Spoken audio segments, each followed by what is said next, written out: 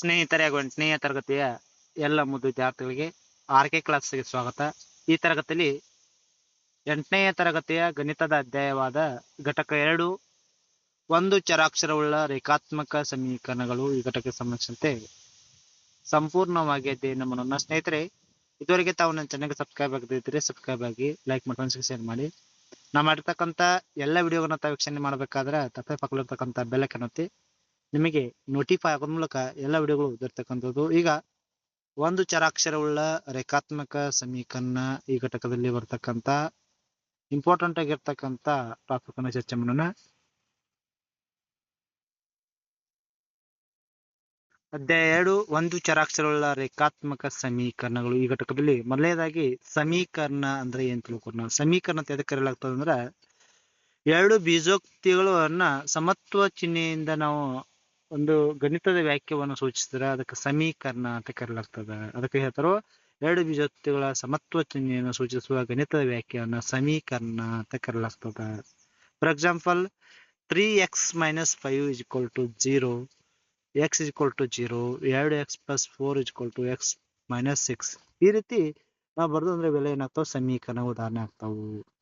ಅಂದ್ರೆ ಇದರರ್ಥ ಸರಳವಾಗಿ ಹೇಳ್ಬೇಕಂದ್ರೆ ಒಂದು ಚರಾಕ್ಷರದ ಸಮೀಕರಣ ಅಂದ್ರೆ ಆ ಚರಾಕ್ಷರವುಳ್ಳ ಬೀಜೋಕ್ತಿಯ ಸೊನ್ನೆಗೆ ಸಮನಾಗಿರ್ತದ ಅಂತ ಅರ್ಥವನ್ನ ಕೊಡ್ತದ. ಅಂದ್ರೆ x = 0 ಇರ್ಬೋದು, x + 3 = 0, y + 6 = 0, x / 2 = -3. ಅಂದ್ರೆ ಒಂದು ಆದರ್ಶ ರೂಪದ ಸಮೀಕರಣ ನಿರೂಪಣೆ ಹೆಂಗೆ ಹೇಳ್ತಾವ ಅಂದ್ರೆ, ಒಂದು ಬೈಜಿಕ ಬೀಜೋಕ್ತಿಯು ಸೊನ್ನೆಗೆ ಸಮವೆಂದು ಚರಾಕ್ಷರಗಳ ಯಾವುದೇ ಬೆಲೆಯು ನಿರೂಪಣೆಯ ಸತ್ಯವಾಗಿರಬೇಕೆಂದಿಲ್ಲ, ಅಥವಾ ಚರಾಕ್ಷರ ಕೆಲವು ನಿರ್ದಿಷ್ಟ ಬೆಲೆಗಳನ್ನ ಸತ್ಯವಾಗಿರಬಹುದು. ಅಂದ್ರೆ ಈ ಸಮೀಕರಣಗಳನ್ನ ನಾವು 3 ರೀತಿಯಾಗಿ ಮಾಡ್ತಾವು: ಸರಳ ರೇಖಾತ್ಮಕ ಸಮೀಕರಣ, ವರ್ಗ ಸಮೀಕರಣ, ಮಿಶ್ರ ವರ್ಗ ಸಮೀಕರಣ ಅಂತ ಮಾಡ್ತಾವು. ಅಂದ್ರೆ ಈಗ ಬರ್ತಕ್ಕಂಥದ್ದು ಸರಳ ವರ್ಗ ರೇಖಾತ್ಮಕ ಸಮೀಕರಣ. ಸರಳ ರೇಖಾತ್ಮಕ ಸಮೀಕರಣ ಅಂದ್ರೆ ಒಂದು ಬೀಜೋಕ್ತಿಯ ಘಾತ ಒಂದು ಅವ್ಯಕ್ತ ಪದ ಇದ್ದು, ಒಂದು ಬೀಜೋಕ್ತಿಯ ಘಾತವು ಒಂದು ಅವ್ಯಕ್ತ ಪದ ಇದ್ದು ಅದರ ಘಾತ ಒಂದೇ ಆಗಿದ್ದು ಅದನ್ನ ಸರಳ ರೇಖಾತ್ಮಕ ಸಮೀಕರಣ ಅಂತ ಕರೀತಾರೆ. ಅಂದ್ರೆ ಇದರರ್ಥ ಒಂದು ಬೀಜೋಕ್ತಿಯ ಘಾತ ಒಂದೇ ಅಥವಾ ಅವ್ಯಕ್ತ ಪದ ಏನಿರ್ತದೆ ಘಾತ ಒಂದೇ ಆಗಿರ್ತದೆ. ಇಲ್ಲಿ ನೋಡಿ, ಅವ್ಯಕ್ತ ಪದ ಅಂದ್ರೆ ax + b ಅದಲ್ಲ, x ದ ಘಾತ ಏನೈತಿ ಒಂದೈತಿ. ಉದಾಹರಣೆಗೆ 2x + 1 ಅದ. ಇಲ್ಲಿ ಅವ್ಯಕ್ತ ಪದ x ಇದರ ಘಾತಾಂಕ 1 ಇರ್ತಾರೆ. ಇಂಥ ಬೀಜೋಕ್ತಿಯನ್ನು ನಾವು ಕರಿತೇವೆ ಸರಳ ರೇಖಾತ್ಮಕ ಸಮೀಕರಣ ಅಂತ ಕರಿತೇವೆ. ಅಂದ್ರೆ ಒಂದು ಚರಾಕ್ಷರವುಳ್ಳ ರೇಖಾತ್ಮಕ ಸಮೀಕರಣ ಏನದಲ್ಲ, ಇದರ ಆದರ್ಶ ರೂಪ ax + b = 0 ಆಗಿರ್ತದೆ. ax + b = 0, a≠0 ಆಗಿರ್ತದೆ. ಅಂದ್ರೆ ಒಂದು ಚರಾಕ್ಷರವುಳ್ಳ ರೇಖಾತ್ಮಕ ಸರಳ ಸಮೀಕರಣವನ್ನ ಬಿಡಿಸ್ತಕ್ಕಂತ ಹಂತಗಳನ್ನು ನೋಡೋಣ. ಅದರಲ್ಲಿ ಮೊದಲನೇ ಹಂತ, ಸಮಪದಗಳಿಗೆ ಸಮಪದವನ್ನ ಕೂಡಿಸಿ ಸಮಪದಗಳನ್ನ ಪಡೆಯುವು. ಉದಾಹರಣೆಗೆ x - 5 = 0. ಅಂದ್ರೆ ಇಲ್ಲಿ ಬಿಡಿಸ್ತಕ್ಕಂಥ ವಿಧಾನ, x - 5 ಎಡಭಾಗದಲ್ಲಿ x - 5 ಅದ, ಬಲಭಾಗದಲ್ಲಿ 0 ಅದ. x ಬೆಲೆಯನ್ನ ಕಂಡುಹಿಡಿಬೇಕು. ಈಗ ಎಡಭಾಗ ಮತ್ತು ಬಲಭಾಗ ಎರಡೂ ಕಡೆ 5 ಸೇರಿಸಬೇಕು. ಯಾಕ ಮೈನಸ್ ಅದ, x - 5 ಅದ. ಈಗ ಮೈನಸ್ ಇಲ್ಲಿ ಏನಾಗ್ಬೇಕಂದ್ರೆ ಮೈನಸ್ ಹೋಗ್ಬೇಕು. ಅಂದ್ರೆ ಈ ಮೈನಸ್ ಹೋಗ್ಬೇಕಾದ್ರೆ ನಾವೇನ್ ಮಾಡ್ಬೇಕು, ಎರಡೂ ಕಡೆ 5 ಸೇರಿಸ್ಬೇಕು, ಕೂಡಿಸ್ಬೇಕು. ಆಗ x - 5ಕ್ಕೆ ಕೂಡಿಸಲಾಗಿದೆ, 0 + 5 ಕೂಡಿಸಲಾಗಿದೆ. ಆಗ -5 ಕ್ಯಾನ್ಸಲ್ ಆಗಿ x = 0 ಅದರಲ್ಲಿ 5 ಕೂಡಿಸಿದಾಗ 5 ಬರ್ತದೆ. ಮಿಸ್ಟೇಕ್ ಆಗಿದೆ, 5 ಆಗಬೇಕು. ಎಷ್ಟಾಗಬೇಕು?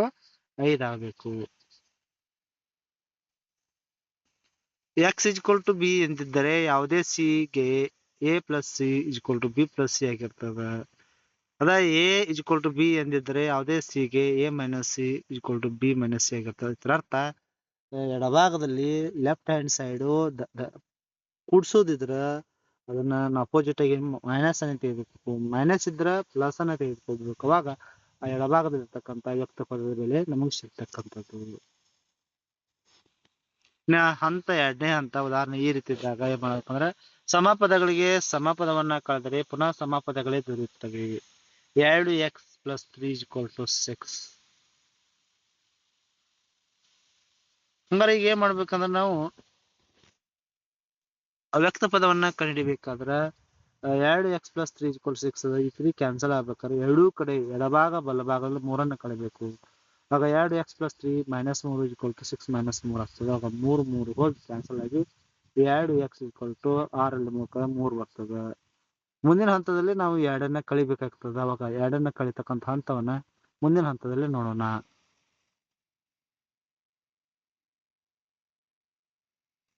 ನಾವು ಒಂದು ಸಂಖ್ಯೆ x ನಿಂದ ಸಮಬೆಲೆಯನ್ನು ಗುಣಿಸಿದಾಗ ನಮಗೆ ಮತ್ತೆ ಸಮಬೆಲೆ ದೊರೆಯುತ್ತದೆ. ಉದಾಹರಣೆಗೆ ಇಲ್ಲಿ ನೋಡ್ರಿ p/2 = 1 ಇತ್ತಂದ್ರೆ ಈ 2 ಅನ್ನು ಕ್ಯಾನ್ಸಲ್ ಮಾಡಬೇಕು. ಭಾಗಾಕಾರ ಇದ್ದಾಗ ನಾವು ಅದೇ ಸಂಖ್ಯೆಯಿಂದ ಗುಣಿಸಬೇಕು. ಅವಾಗ ಸಮಬೆಲೆ ನಮ್ಗೆ ಸಿಗ್ತದೆ. ಅವಾಗ ಗುಣಿಸಿದಾಗ ಏನಾಗ್ತದೆ ನೋಡ್ರಿ, p/2 ಎರಡೂ ಕಡೆ ಎಡಭಾಗ ಬಲಭಾಗ ಎರಡೂ ಕಡೆ ನಾವು 2ರಿಂದ ಗುಣಿಸಿದಾಗ ಏನಾಗ್ತದೆ p/2 × 2 = 1/2 ಆಗ್ತದೆ. ಅವಾಗ 2 ಕ್ಯಾನ್ಸಲ್ ಆಗಿ p = 2 ಬರ್ತದೆ.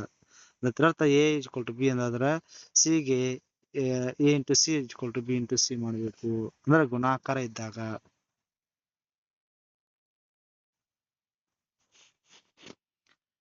ಇನ್ನು 0 ಅಲ್ಲದ ಬೆಲೆಯಿಂದ ಎರಡೂ ಕಡೆ ಭಾಗಿಸಿದಾಗ ನಮಗೆ ಪುನಃ ಸಮ ಬೆಲೆಗಳೇ ದೊರಕತಕ್ಕಂಥದ್ದು. y/3 = 9 ಅದ. ಈಗ ಏನ್ ಮಾಡೋದಂದ್ರೆ ಎರಡು ಕಡೆ ನಾವು 3ರಿಂದ ಗುಣಿಸೋಣ. ಅವಾಗ 3 ಕ್ಯಾನ್ಸಲ್ ಆಗಿ 9 3 27 y = 27 ಆಗ್ತದೆ. ಅಂದ್ರೆ ಭಾಗಾಕಾರ ಗುಣಾಕಾರದ ವಿಲೋಮ ಗುಣಾಕಾರಕ್ಕೆ ಸಮವಾಗಿರ್ತದೆ. a = b ಮತ್ತು c ≠ 0ಗೆ a/c = b/c ಆಗಿರ್ತದೆ. ಈ ನಿಯಮವನ್ನು ವಿದ್ಯಾರ್ಥಿ ತೆಗೆದುಕೊಳ್ಬೇಕಾಗ್ತದೆ. ಈ ಹಂತವನ್ನ ಪ್ರಾಯೋಗಿಕವಾಗಿ ನಾವು ನೋಡೋಣ. ಅಂದ್ರೆ ಒಂದು ಸರಳ ರೇಖಾತ್ಮಕ ಸಮೀಕರಣವನ್ನ ನಾವು ಅನೇಕ ಪ್ರಾಯೋಗಿಕ ಸಂಗತಿಗೆ ನೋಡಿದಾಗ ಒಂದು ಉದಾಹರಣೆ ಹೇಳಿಕೆ ನೋಡೋಣ. ಒಂದು ಸಂಖ್ಯೆ 2ರಷ್ಟು 20ಕ್ಕೆ ಸಮನಾದ್ರೆ ಆ ಸಂಖ್ಯೆಯನ್ನ ಕಂಡುಹಿಡಿಯಿರಿ. ಬಹಳ ಸುಲಭವಾಗಿರ್ತಕ್ಕಂಥ ಪ್ರಶ್ನೆ ಇದು. ಒಂದು ಸಂಖ್ಯೆಯ 2ರಷ್ಟು ತಂದ ನೋಡ್ರಿ, ನೆನ್ಪಿಟ್ಕೋರಿ. ಒಂದು ಸಂಖ್ಯೆಯ 2ರಷ್ಟು ಯಾವ ಸಂಖ್ಯೆ ಗೊತ್ತಿಲ್ಲ ಆ ಸಂಖ್ಯೆ x ಆಗಿರ್ಲಿ. ಅಂದ್ರೆ ಆ ಸಂಖ್ಯೆ 2ರಷ್ಟು ಅಂದಾಗ 2x ಆಗ್ತದೆ. ಆ ಸಂಖ್ಯೆ 2ರಷ್ಟು ಅಂದ್ರೆ 2x ಆಗ್ತಕ್ಕಂಥದ್ದು. ಹಂಗಾರ ಒಂದು ಸಂಖ್ಯೆ 2ರಷ್ಟು 20ಕ್ಕೆ ಸಮವಾಗಿದೆ. ಅಂದ್ರೆ 20ಕ್ಕೆ ಸಮ ಅಂದಾಗ 2x = 20 ಆಗ್ತದೆ.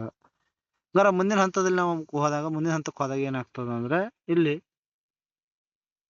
ಮುಂದಿನ ಹಂತಕ್ಕೆ ಹೋದಾಗ ಎರಡೂ ಕಡೆ ನಾವು ಏನ್ ಮಾಡಬೇಕು, 2ರಿಂದ ಭಾಗಿಸಬೇಕು. ಹಂಗಾರೆ ಈ ಕಡೆನೂ 2ರಿಂದ ಭಾಗಿಸಿದ್ದು, ಈ ಕಡೆಯಿಂದ 2ರಿಂದ ಭಾಗಿಸಿದ್ದು, 2 ಕ್ಯಾನ್ಸಲ್ ಆಗಿ x = 20/2 ಆಗ್ತದೆ. x = 10 ಬರ್ತದೆ. ಆ ಸಂಖ್ಯೆ 10 ಆಗ್ತದೆ.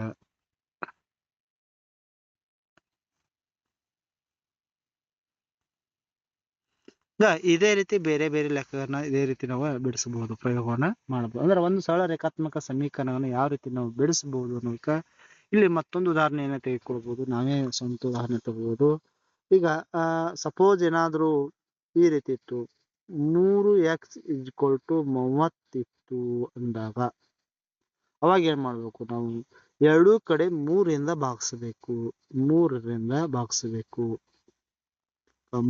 ಕ್ಯಾನ್ಸಲ್ ಆಗ್ತದೆ. 3 1 3 10 30. ಆಗ x = 30 ಆಗ್ತದೆ. ಇದನ್ನ ವಿದ್ಯಾರ್ಥಿ ನೆನ್ಕೋಬೇಕು. ಒಂದು ಸಂಖ್ಯೆಯ 2ರಷ್ಟು ಅಂದಾಗ 2x ಆಗ್ತದೆ.